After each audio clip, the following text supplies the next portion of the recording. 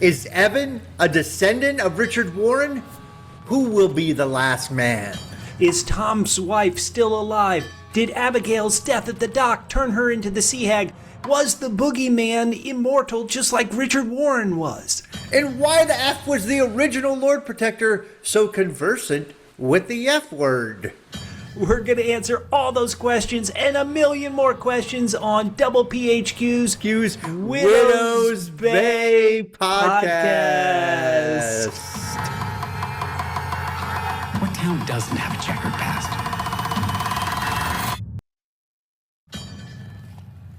Welcome to our Widow's Bay podcast. My name's Bubba, and with me, as always, is a frightened man who will do desperate things. It's Catfish! Oh, ouch! Bubba, it is a pleasure to be joined by someone with Sheriff Bashir's sense of humor and Wick's sense of style. Oh, come on. Guys, we're going to be breaking down two episodes of Widow's Bay because they released them together. So if you're listening to this in the future, they released episode 6, Our History, and episode 7, Seasickness, together. So we're going to go through both episodes, Catfish. Mm-hmm. On this podcast, we're going to marry a spinster without kids, steal a police car, and enter the Boogeyman's house again.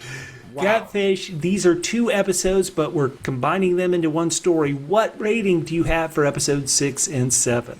Well, Bubba, it's crazy. I noticed episode 6 directed by noted horror director T. West. Oh, yeah. So that was something, Bubba. I am going to give these 2 episodes 8 out of 10, what I like to call triple Fs. Triple Fs? Yeah. As we all know, triple F stands for Francis's Four Fingers. His poor little daughter, Francis, on one hand, only 4 fingers. Okay, now look. Yeah. This was less scary. I was a little afraid of the turn into humor and less scariness of the 5th episode. This trend kind of continues with the 7th episode. Episode 6 is in the past and it's got some not super scary. I am a little concerned about the overall movement of the show based on these 2 episodes as far as where it's going. But I really felt like these 2 episodes, in a strange way, set up further seasons of the show. Now, I know they give us a lot of answers about what's going on, but more in a way, I got to know more of the characters this week, specifically Patricia and Wick, that made me want to root for them even more. I got more out of the characters. Patricia's so scared when she put the coffee down, the hand shaking. Wick, the singing, great. Heck, we even got some great stuff from the innkeeper who has now decided I'm going to take, speaking of Fs, he's giving 0 Fs about the guests. Now we know that it was Warren who ate the mushrooms. Yes. And was out. He was in his coffin with his beautiful black hair.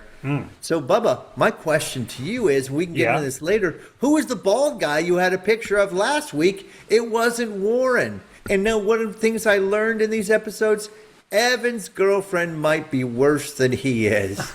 This generation, Bubba, I mean, my God, I've got a niece who just graduated from college.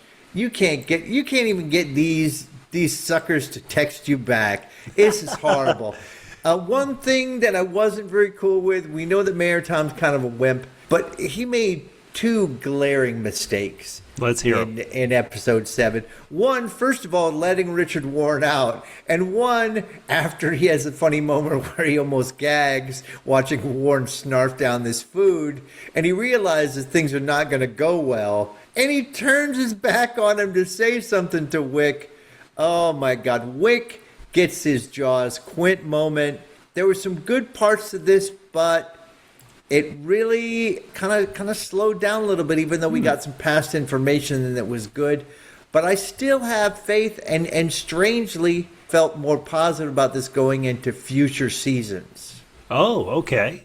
Because we had more character development and also, we learned some new shocking information. We knew that Evan's mom, Mayor Tom's wife, had not died in childbirth. It's funny, I didn't put that together before because she was in the hospital, though she wasn't looking good. But then we see a picture of her with Evan. Looks like he's 1, maybe 2.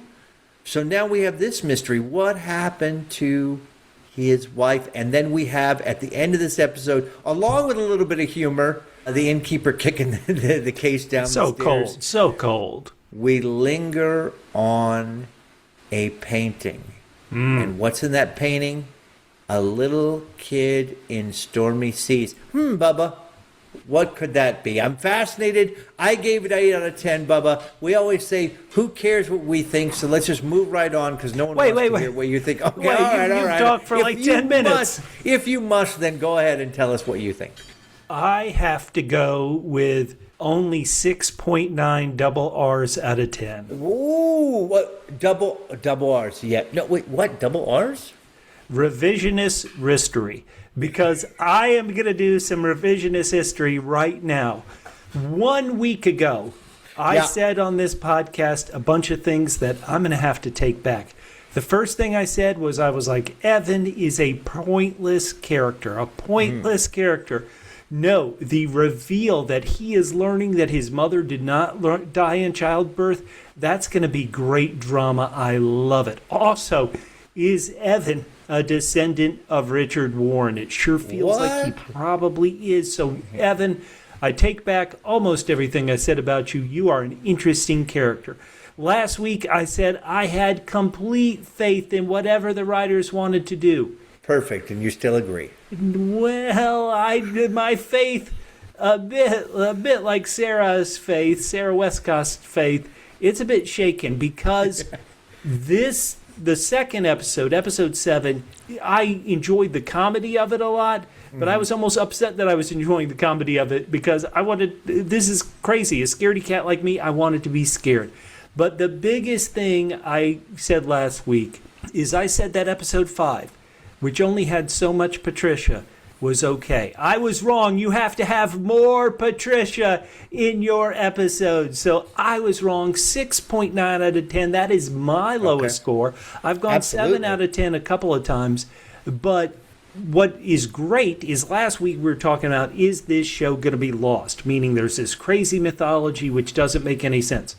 I think I'm going to tip my sea cap to these people. I think they've put a lot of thought into this mythology, and I think it makes sense.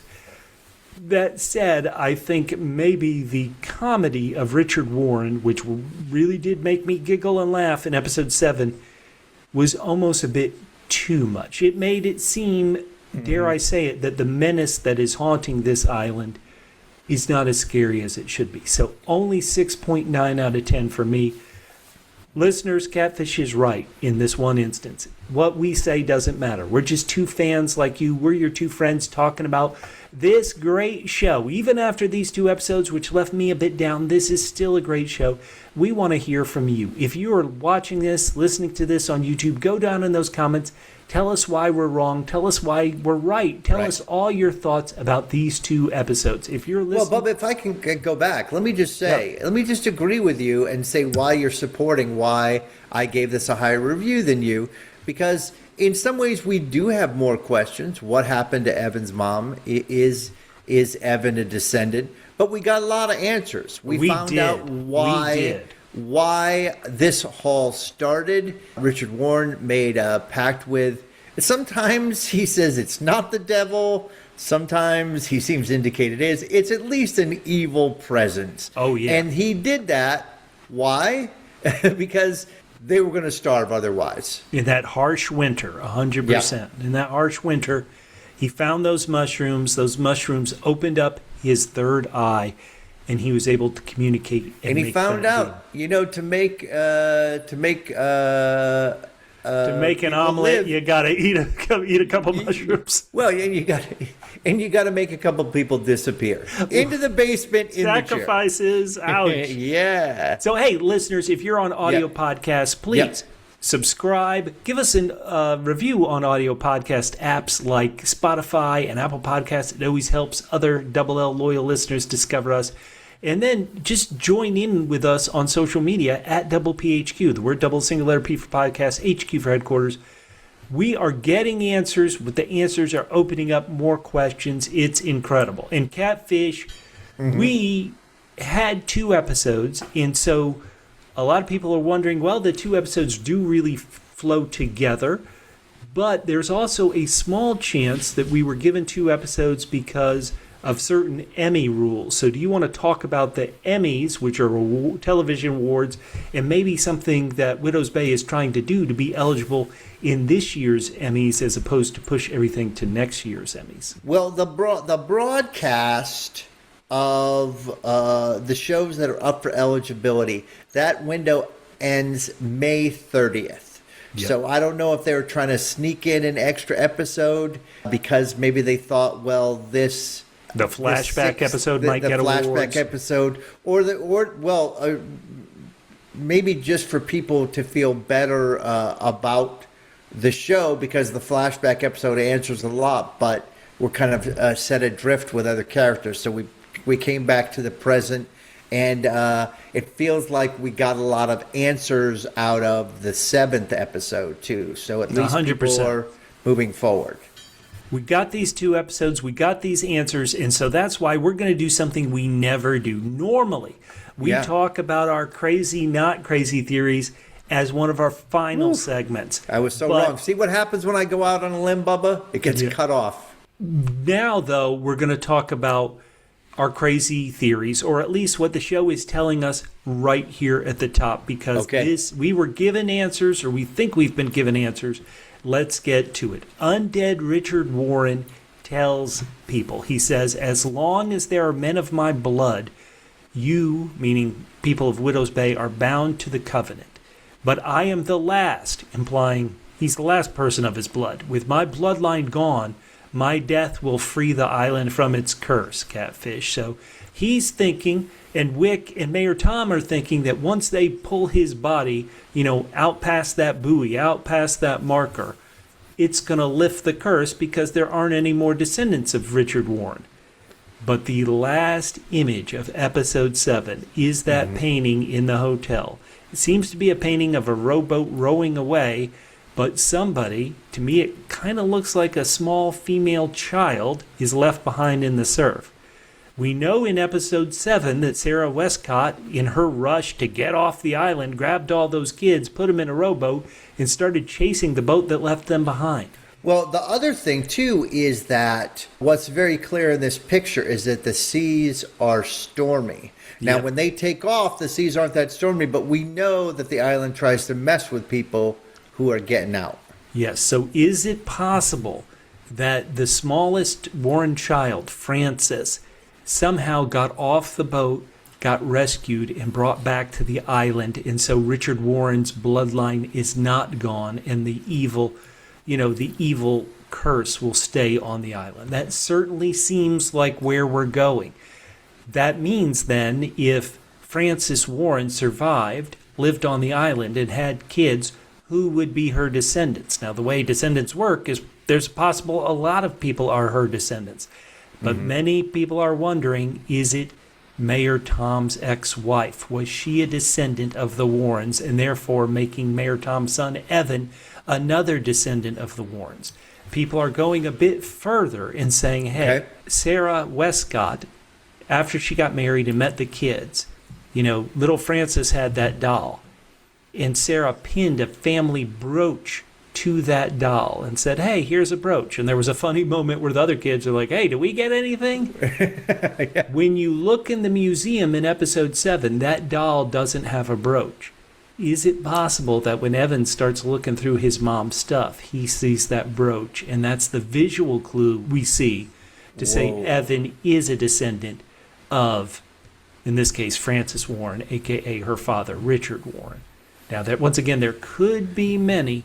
The final thing that this seems to answer us is we've heard in previous episodes that the Boogeyman they tried to kill the Boogeyman and they couldn't kill him. Well, who else do we know people tried to kill and couldn't kill him? Richard Warren. Is it possible the Boogeyman took that mushroom, made a similar deal, is immortal, and that's why they had to bury him in the concrete? Is it possible Mayor Tom took those mushrooms? He seems to have seen the entity. Is he made a deal with the devil with his, with his blood? semen and feces. Yes, but he said he at least is being very clear now that he didn't. That's what he says. That's what he says. When you're on mushrooms, Catfish, have you been on mushrooms? Do you remember everything you do when you're on? I did, but I was not on a super crazy trip. I have never been on a super crazy mushroom trip. Man, I'm not ordering mushrooms on pizza anymore, on anything. Well, first of all, you shouldn't be, because that's just gross. But you know what? I would give these mushrooms a shot. Come on, 12 hours, a little vomiting, no big deal, Bubba. That sounds. Yeah. We like to call that section crazy, not crazy theories. Yep. This simultaneously sounds like a crazy, but also completely reasonable, rational theory. And so that's kind of why I liked it. I mean, we have got some good explanations for what is going on. And so, unlike Lost, we've got a clear explanation. But if multiple people, including possible Mayor Tom, have made deals with this evil force, how are you ever gonna save Widow's Bay? Let's talk through it right now. Let's hear it. This is only currently a one-season show, but in the history of this show, do you think Evan will ever get off the island? Well, you know what? I mean, if I was Mayor Tom... Okay, here we go, yeah. I see where this is going. I'd be like, Wick, your boat. I don't even need to finish. I don't even need to finish what I was saying. You know what I would do if I was Major Tom. Yes, I sure do. But do you think do you want tourists or stupid son? But hold on. Do you think he will, as a TV viewer, as a podcast host? Is Evan getting off this island? Oh, no. Whoa. No, he is not getting off this island. No. Sadly for me personally, because I know what that means. But he is not getting off the island. Oh, man. I'm sorry, Evan. I tried. Listeners, what do you think? We've just laid out what it feels like the show is telling us. Do you agree? Do you disagree? Does this inspire theories off that? We want to talk to you. We're going to go through a bunch of your great theories later in our normal slot in the podcast. But if you're listening right now, go down in those comments. Tell us what you think. If you're on social media, reach out at PPHQ. Okay, so Catfish, we've dug into theories a bit. We're going to talk more in a bit. But hey, let's get to our usual segments. And what are those? Okay, well, our first usual segment, and this is funny, and this goes to what you were saying. We talk about our best and favorite scare of the episode. We talk about our funniest bits of the week. And Bubba, it is an issue to me that Richard Warren features heavily in both of these sections. He should feature in the best favorite scare of the episode and not so much in the comedy. Oh, he was great in the comedy. I did laugh. He was great. I did laugh. Hamish Linklater, he's great being spooky. He's great in this. So the first thing that we see is he is staring off weirdly, reminiscent of Mayor Tom's wife. Whoa. And then she comes up to him and he says, "Leave me be." He's looking. Wow. He's looking at her, and then his eyes have rolled up into the back of his head. Oh my God! And then, creepy, he survives the attack. Someone bludgeons him in the bed. He survives it. We don't know who's coming. He comes out of there. He's got blood on his face. He's got blood on his hands. He touches his wife's face, smearing blood on it, and he says, "Go and pray." I would definitely go. And I'd actually pray too. Holy smokes. Now, when Sarah does her, this is like Barbarian. You find out you got a lot of extra square footage in your house that's underneath your house. When she does her basement stroll, complete with what I like to call the chair room, that was very spooky. And then we have Abigail attack Sarah. This is amazing, and comes at her with the typical, like, she is freaked out, she is possessed, and she kills her with an oar, and Abigail falls into the sea, but it is just a rah! Then Richard Warren decides that he doesn't want to die and attacks Wick and Tom on the boat. Oh my God, Bubba! All those scaries. What was your scariest moment? I want to give a shout out to Abigail because with that dark blood or whatever was on her face, and then she's like, "Hey, were you going to get me when you grab the kids and we're gonna row out to the boat?" Her kind of moving forward, that was like oh boy. When Sarah walks through those caverns, I'm like, oh, I don't want to see what's in the caverns.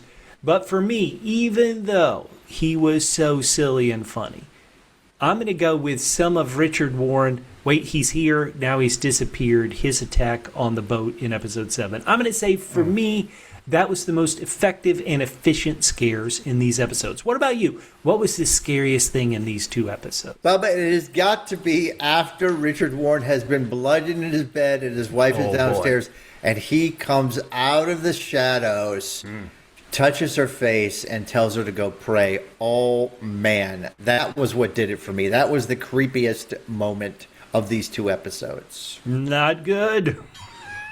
All right, Bubba, before we do the funniest bit, we have to do our Island MVP of the week. Yes. Now, your answer for this is always Patricia, so I know you're going to go off somewhere different. For me, Bubba, the Island MVP of the week is a sheriff. He knows to go when the getting is good, Bubba. He's like, I'm out of here. Patricia's like, I haven't told you all of it. He's like, that's fine with me. I'm out of here. This information you could have told me. He's like, Patricia, tell me less. I'm out of here. Zip, zip, zip. Silence, Patricia. Bubba, Let me say, so my question is, more than Evan, I'm worried about more immediately. He wasn't been born here. But is the sheriff going to make it off the island? And I say no. You said, Catfish, the sheriff was getting out when the getting was good. After that crazy event at the Sundown cocktail mixer where all those people were marching into the sea and towards the bonfire, he should have retired then. He should have his notice then. So, Sheriff, because that, you're not going to be my island MVP. Catfish, every week, like you said, I've given it up to Patricia. But this week, I'm going to give it up to a female character who really came through and got some answers that we needed, right? Who came through, who didn't forget anything. Do you know who I'm going to give it to this week? Yeah, Patricia. No, Evan's girlfriend, Kelly. She didn't, she didn't forget her purse. She knows how to pick a lock. She made Evan's story suddenly relevant by revealing, hey, guess what? You told me your mom died in childbirth. No, she didn't die in childbirth. For that, Kelly, I don't know what you see in Evan, but for that, you are my Island MVP of the week. Good work, Kelly. All right, that's a good, justice for Patricia here. She went through some stuff and you didn't even care. All right, Bubba. Like we said, these last, the episode 5, episode 7, lot of funny bits in it. Yes. And I love funny bits, but we're skewing a little strong on the funny. But all right, so we do have some from episode 6. Sarah asked about her husband to be. Is he a man of good repute then? And the other woman's like, She never gets an answer to that, does she? And that other woman was going to give an answer as slow as possible. I laughed about that. Oh, my God. And when the assassins finally come for Richard Warren, raises whatever it is, a machete, a knife, or whatever, over the bed, over Sarah. And Sarah's like, psst, points to the other side. And he's like, okay, got it. Moves to the other side. That was a good bit. So good.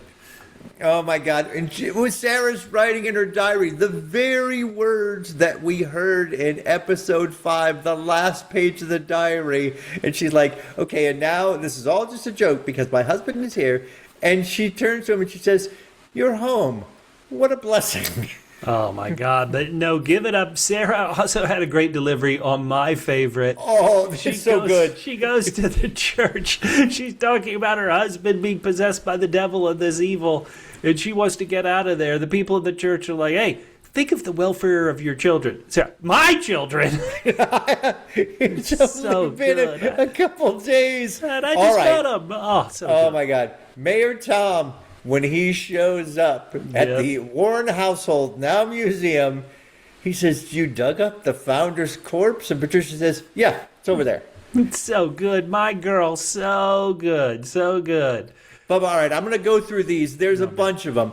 All of the scares and reactions with Mayor Tom and Richard Warren. It starts with Patricia scaring him with, "I'll give you to your privacy," jump scare for Mayor Tom. Warren saying, "I forgot one thing." That was funny. That was funny because he wrote stuff on the notepad, passes it back. You're like, oh, so good. But Patricia you know comes back for her purse. "I just came back for my purse." Jump. And then when Warren says, Oh. "I signed that with my own blood, feces, and semen." Again, Mayor Tom's reaction and subtle wiping of hands on his jeans. Oh, terrible. Would you want to read what he wrote on that little contract in the cylinder? But Catfish, Patricia, even if she's not physically in the scene, is bringing laughs. So she had told Mayor Tom, "Hey, you can communicate with Richard Warren via this notepad." He looks at the things Patricia's already written. "Hi, I'm Patricia." Then the very next page, "Are you mad at something I said?" Oh, my Catfish, so good. My girl. And Bubba, what about, there's a couple good bits when Richard Warren goes down to the his Right, he wants to see his first children's floor, yeah. items. Oh, but he also wants to see what's on sale in the gift shop. Oh, my God. One of the T-shirts said, "Don't say I didn't warn you." Oh, hurtful. my God. Hurtful. And also he reacts very tenderly Oh, to he sees his wife's head, Yeah. and he gently caresses it and then crushes the eyes Oh, out come with his thumbs. terrible. Oh my God. Patricia she's trying to get the sheriff to come away from there. So she's slowly leaving she steals the sheriff's car and they're slowly leaving. So he'll try to catch up to her. That was good. The Catfish, once Yeah. again, Richard Warren should be like the most scary thing you've ever seen. But he's also doing just some Bits. literally Abbott and Costello bits, knocking on the coffin. "Hey, I know it's you. You promised. F you." F me? Yeah. I mean, so good. He said, "F you, F you, F me, F you, F off." And then, Yep. "Are you still here?" So good. So good. Oh, my God. Oh, my God. This show, Catfish, we covered Ash versus Evil Dead. And this show goes for those laughs, baby. I love it. It does. It goes for those bits. So, Bubba, of all these things, what's your funniest bit of all these? Well, since I didn't give Patricia MVP, I'm going to give her notepad, "Are you mad at something I said?" as an off-screen Patricia, LOL. Hell yeah, my girl. Bubba? Yeah. I'm gonna give it to Sarah. Just the amazing think of the welfare of your children and her reaction. "My children?" So good. Wait a second here, damn it. All right, Catfish, for Freak of the Week is the next thing we award. Yeah. So we obviously have reincarnated Richard Warren. We have bloody and creepy Abigail. We have any of the kids. Any of the kids, Cromwell, creepy out. Who is your Freak of the Week? I mean, my freak of the week is Evan's girlfriend. Hey, Kelly. Because she's like, I want to get freaky with it. Let's go up to your dad's bedroom and rifle through his shit. Did you ever do anything like that when you were a teen? And especially when you're quote unquote on a date, hanging out with your girl? Hey, let's go through my dad's things. Weird. It was all her idea, Bubba, and that's why she's worse than Evan. Hey, now my Freak of the Week. We didn't list this under laugh, but this show does this type of joke a million times. My Freak of the Week is Mayor Tom for going up to Wick and doing this BS setup of like, "Hey, do you think we should let him out?" Oh, guess what? I actually already. So, Mayor Tom, you earned it for not doing the way Wick wants you to do it. You're my Freak of the Week. Beautiful, Bubba. All right, so as always, we have to do with the terror, the best Ice cold. put down of the week, Bubba. And we've got some literal and not literal put downs. Yes. First, we've got Richard Warren's literal put down of the physician. Boom. how dare you question me? And then we have a little turnabout. Richard Warren's son putting him down. He killed my Yes. mom. Yeah. And then Mayor Tom says to Richard Warren's like, well, yeah, fine. You've got this flourishing island now. It's easy to talk when your island is flourishing. And Mayor Tom's like, flourishing? My son is stuck on an effing hell rock. Come on. And then, Bubba, we've got this one. I'm just going to say right away, this is my put down of the week. Oh, let's hear it. Mayor Tom's like, all right, we got to get there on the ocean, Wick. We got to take this guy out past the thing. And Wick says, it's dangerous enough out there at sea, at night, let alone sailing with weak men. And no, I'm not talking about him. Ouch, hurtful. Just crushing. But that's my selection for the best ice cold put down of the week. What about you, Bubba? I'm giving it to Richard Warren putting down that assassin who tried to kill him. Great job, Town Founder. You did it. Salute. All right, Bubba. We've got to. You know what? We're still going to have a little speculation corner, a little crazy theory here, because now, and again, I didn't put this together in episode 5. Evan's mom, Mayor Tom's wife, did not die in childbirth. She's appeared permanently stuck there at the hospital, but then we see pictures of him with toddler Evan. So what the heck happened to Mayor Tom's wife?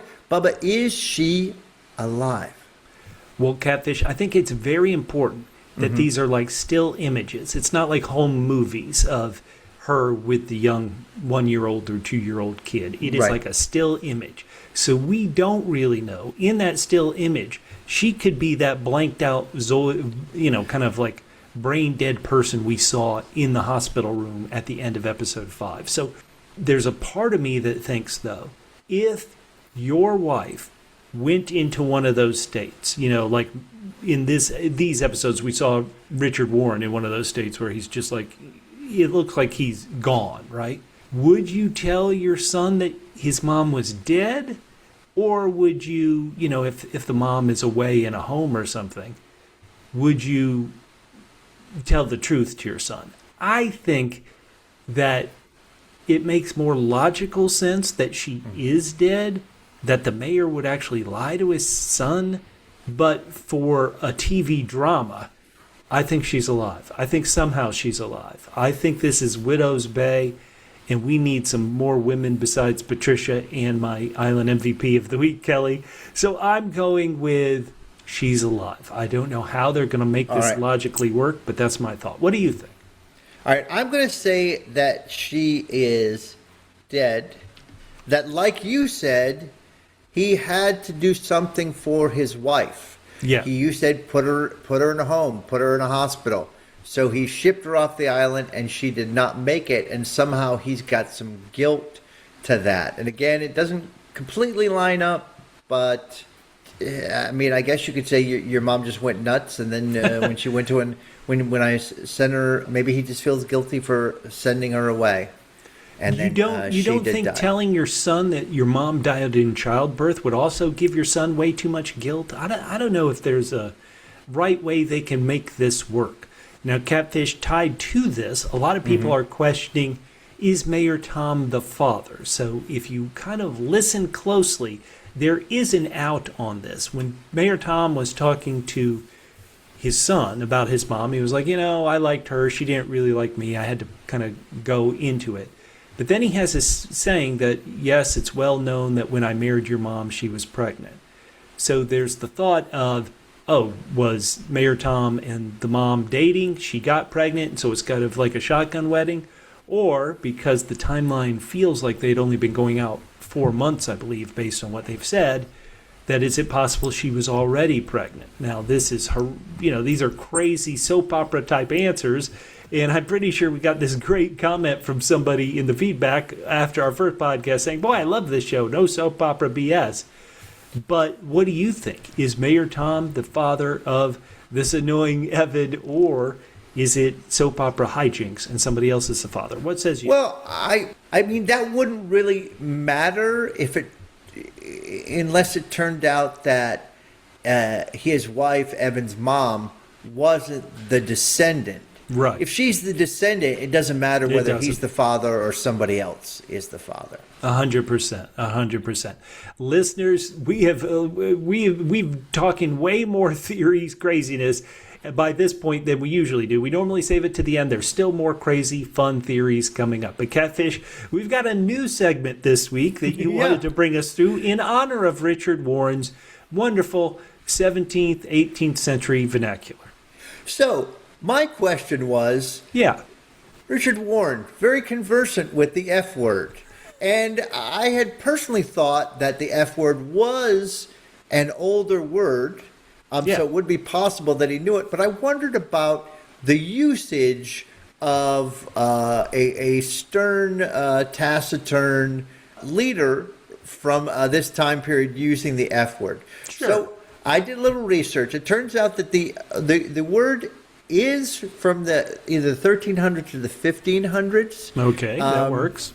There was a poem that had it in, and there is a court record from 1310 citing an outlaw named Roger Effed by the Novelle. So he could have been using it as a joke. However, the word was used in street speech in the 19th century, but a heavy moral shifter in the Victorian era made it practically vanish from written literature and political discourse, and it didn't really come back until the mid-20th century.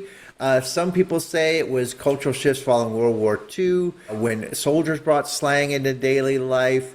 And then, of course, there was like the hippie era where people were more open to using foul language. It was banned from dictionaries before 1966, and it finally appeared in a general English dictionary when the Penguin Dictionary printed in 66, and the American Heritage Dictionary did it in 69. Now, in the 1980s is the present. Of course, we all know it's a popular use. I don't know if anyone's heard there's a great recording by a very flat American accent extolling the virtues of the F word and how it can be used, the many parts of speech it can be used in. If you haven't heard that, look that up. It's quite enjoyable. So I still think, based on this research, it still feels a little off for Richard Warren to be so hep to the use of it. He's forward thinking. He was the Lord Protector. Come on, give him some stuff. Give him up to him. I also want to salute Penguin Dictionary for putting the F word in 1966. F you, Merriam-Webster. Take Yeah, and what about American Heritage? Waiting 3 years. Come on, suckers. Get on with it. All right, Bubba. Well, then we come to our favorite part here. Favorite part. We've already talked a bunch about crazy, not crazy theories. Catfish, it is time to get into it. So what is our first double L crazy, possibly not crazy theory this week? All right, well, Bubba, these are all coming from our double L's.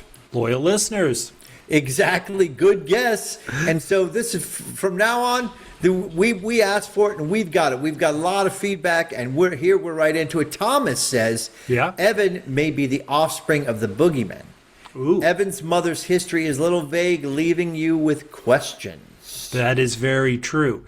Evan being the offspring of the Boogeyman, I mentioned there's a different father. Boy, we are already in crazy, not crazy theories. Love it. Erica, who has E-Kicks, I believe is her handle at YouTube, said, I think Sarah Westcott Warren is the voice in the well that caused the pastor to kill himself. Whoa. Ooh. Whoa. She may also be the one ringing the church bell.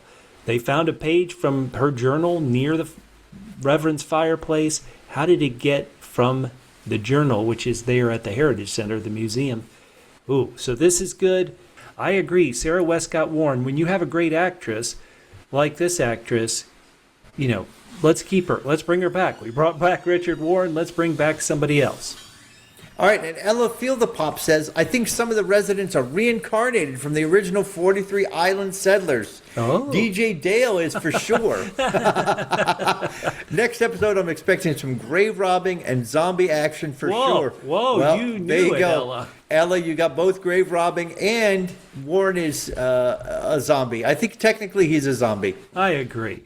A true wonderful listener who's given us so much feedback in the past on other shows we podcast about, Gayleen, gave us 3 things. So you ready for these, Catfish? I'm ready. She said, number 1, the Sea Hag can find you anywhere as long as she's gotten her claws into you until the wound heals. I wonder if the Boogeyman is similar, and that's how he was able to track people. Oh. Remember, they were hiding, under the pool kit cover. How did he find them? She believes that's the way. Now, I should mention, Gayleen, that at the top of this podcast, we said, was the woman who got killed by the oar and docked into the sea, is she the Sea Hag? Well, I'm not saying she's not, but 2 different actresses play the character, so there you go.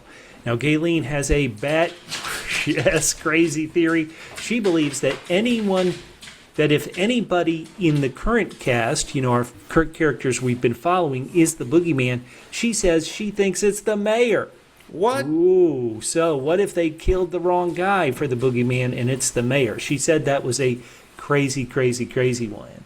Her final one is she says if Evan was born on a boat on the way back to land. And that is what it looked like last week. Gayleen actually gives us a lot of great feedback. If you're on YouTube, go down and read all the comments. They're incredible. Any thoughts about Gayleen's 3 bullet points that we read here, Catfish? I mean, this is some good stuff. But if Evan was born, okay, so presumably whatever happened to the mom, that happened once she passed that, what would be the buoy now. Yeah. And then they turned around and came back right away. So if Evan was born on the boat, I still think he was born inside, not in the death zone, but closer to the island than the death zone.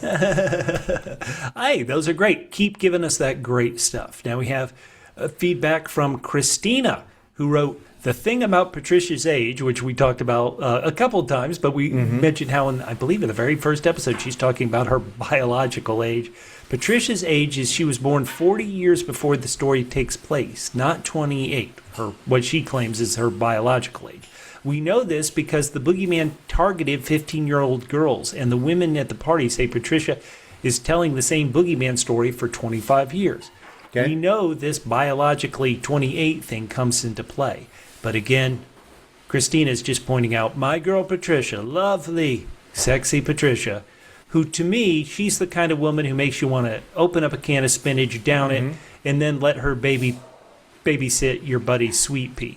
So Christina says, Patricia's 40. There you go, Catfish. All right, and Ella says, I couldn't get a good shot, but look at the straw bundles in the display cabinets in the Historical Society.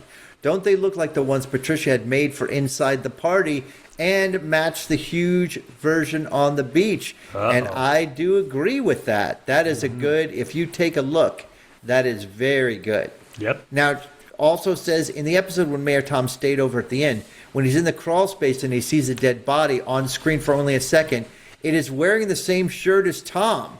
The shirt has blood stains and the dead person is missing a front tooth. Oh, man. Whoa. Man, the game Teeth took another victim. So good. We're going to put these screenshots up on our YouTube video. I'll also tweet them out on social media. Theory finders, please be like Ella and everybody. Give us great theories. We have Nathaniel, who has some. He says, when Tom was tripping, we only see what actually happens. We never see him hallucinate, right? We never see him hallucinate once. Right. It is implied that his hallucinations occur off screen as it goes to black and jumps to him gaining consciousness. This would mean that Dale that we saw, remember how Dale looked so creepy and skeletal? Yeah. The Dale we saw is what Tom was able to see past the facade because Tom had taken those mushrooms. Oh my God. I think Dale is one of the black figures we saw in episode 2 during the creepy video at the hotel. The man appears in that video, also appears to have black eyes and doesn't move his mouth. Woo! Whoa, people don't trust Dale, do they? Good one. No, you didn't trust him either. Not Jonathan to DJ. Grant says, who takes over when Tom blacks out? You okay? Maybe it's Tom. Maybe Tom takes mushrooms later and his conscience leaps back into his earlier episode 5 self and does things he needs to do. And Jonathan also says episode 5 needed more Patricia yanking Tom around. Heck yeah, always. These are great theories. We know that we have just scratched, like the Hag, we have just scratched the surface of all the clues and hidden things in these 2 episodes. Listeners, we love your theories. We love your insights and your ideas. If If you're on YouTube, go down there, read all the ones that other people have written, and then leave your own thoughts on Bubba, there. this is some amazing feedback. We've been doing podcasts for a number of years, and Over this a might decade. be my most favorite feedback I've ever seen on a Whoa. pod. Okay. And it's from Kels515. Sure. Kels says, tried to listen, too much Bubba.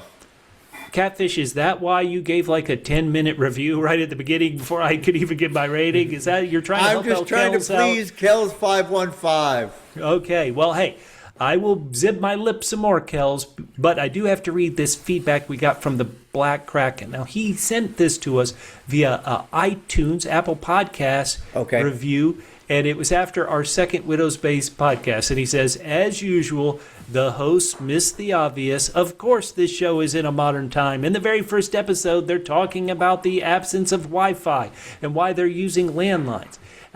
Also, you knuckleheads, how come you're not commenting that precious Patricia is often dressed exactly like Shelley Duvall in the movie The Shining? Get on your aim games, boys. Oh, Woo, Black this just Kraken. goes to prove we will read any feedback, even if it's really just slamming us. Good All work, right, Black Kraken. Paul R. Worthington says, that was a fun talk. You guys are a good listen. And oh yeah, I love Widow's Bay. Oh, thank you, Paul. Finally, some positive feedback. We love it. Hey, Joel Smith wrote us, and Joel said, part of me was hoping the Boogeyman was going to open the door and make Evan disappear for the rest of season 1. Joel admits, I'm not a perfect person. We love that. I love that. I wouldn't say that. I think Joel's got the right idea there.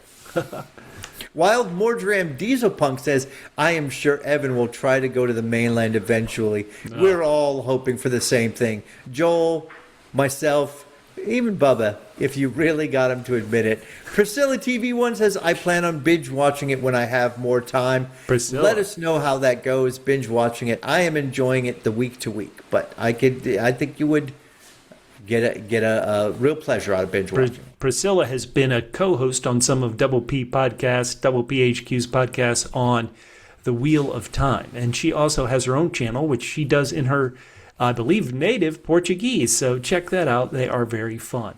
Awesome. Another great person who's given us a lot of great feedback, and I always think I mispronounce their name, so I apologize, Sayali, they wrote, it's so awesome to see you guys making podcast episodes for this show, Widow's Bay. I watched the first episode last week and was really intrigued. Definitely going to watch the show in conjunction with your podcast. But hey, guys, I got into you by watching your podcast on Silo.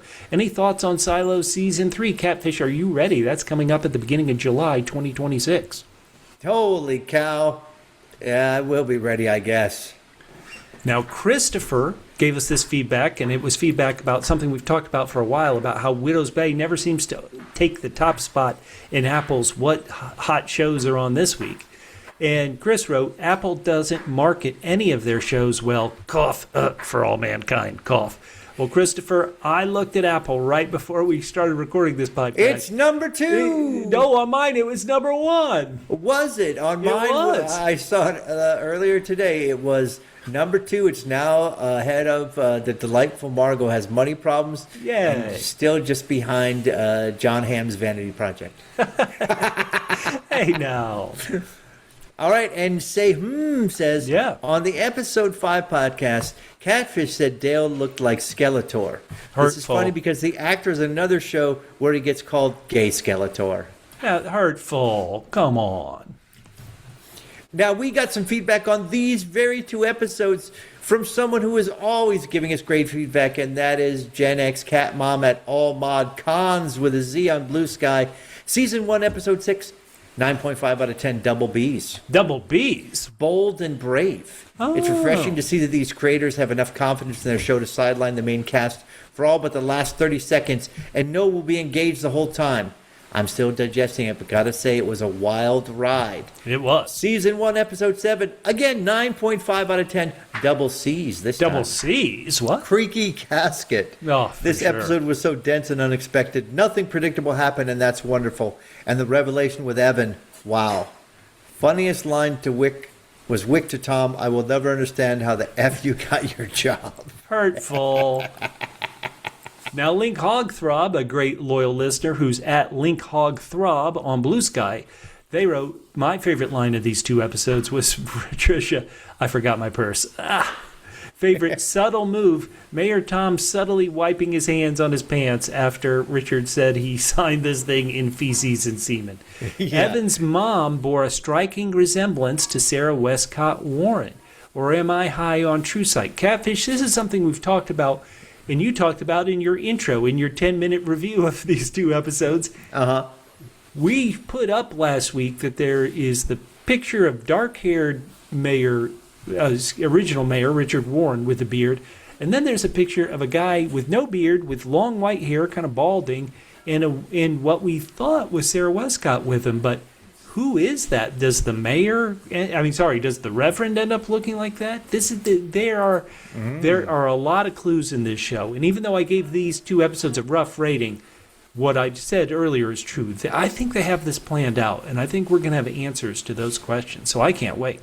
All right, Bubba, we got some episode 5 feedback. Zephyr Cat 7, contradicting others' controversial claims that you talk too much, said, put me in the camp of Bubba is awesome. Heck yeah. Zephyr gave episode 5 9 out of 10 triple S's. Triple S's? Yeah, she did a Catfish style superlative psychedelic shaman. OMG, that entire segment with the shaman was pure gold. Can we take a moment to appreciate how good that actor was? Yeah. He took you right into his crazy world with his double C. Double C? Calm confidence and relaxed posture. Perfect line reading, so funny without trying to be, and his nasty bed on the floor that no one would be willing to sit on. Also, Matthew Rhys was amazing in every scene. Shirley gave us the feedback that she thought episode 4 was better than episode 5, but there are great theories.